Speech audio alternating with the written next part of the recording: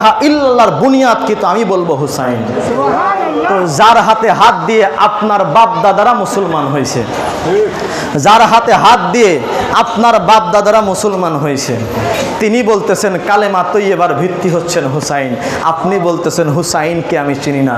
বলেন তো ভাই, তাহলে ভাই আপনি কি ধর্মের উপরে আছেন, দ্বীনের উপরে আছেন, ইসলামের উপরে আছেন? এই জন্য হুজুর ইমাম আলী মাকাম বলতেছেন কারবালাতে, বেটি সাকিনা শোনো, এরা ধর্ম থেকে বিচ্যুত হয়ে গেছে, দ্বীন থেকে বিচ্যুত হয়ে গেছে, ইসলাম থেকে বিচ্যুত হয়ে গেছে।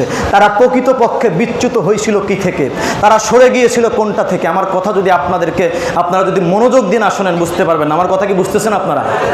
দেখেন ভাই, তারা বিচ্যুত হয়েছিল কি থেকে? নামাজ থেকে সরে গিয়েছিল তারা, এই রোজা থেকে সরে গিয়েছিল, হজ থেকে সরে গিয়েছিল, জাকাত থেকে সরে গিয়েছিল, কোরআন থেকে সরে গিয়েছিল, হাদিস থেকে সরে গিয়েছিল। তারা কি থেকে সরে গিয়েছিল?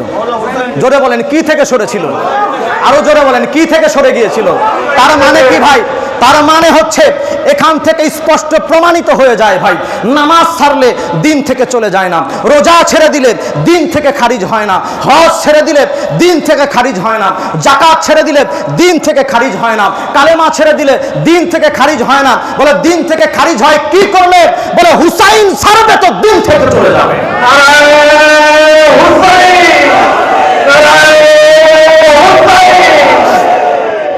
হুসাইন ছাড়বেন তো দ্বীন আপনার থেকে চলে যাবে, হুসাইন ছাড়বেন তো ধর্ম আপনার থেকে চলে যাবে। কেন? কারণ খাজা বাবা বলছেন ধর্মই তো হুসাইন, খাজা বাবা বলছেন দ্বীনই তো হুসাইন।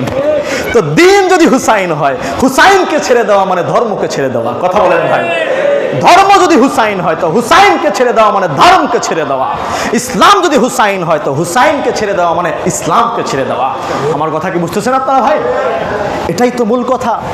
নামাজ ছাড়লে ধর্ম ছাড়া হয় না, রোজা ছাড়লে ধর্ম ছাড়া হয় না, হজ ছাড়লে ধর্ম ছাড়া হয় না। ধর্ম ছাড়া হয় কি থেকে?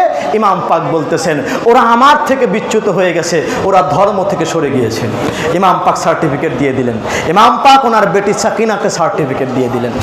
ইমাম আলী মাকাম সাইয়্যিদুশ শুহাদা শহীদে কারবালা ইমাম হুসাইন আলাইহিস সালাতু ওয়াস সালাম বলছেন রিদা বিকদাইল্লাহি ওয়া তাসলিমা বিআমরিহি। ও আমার বেটি সাকিনা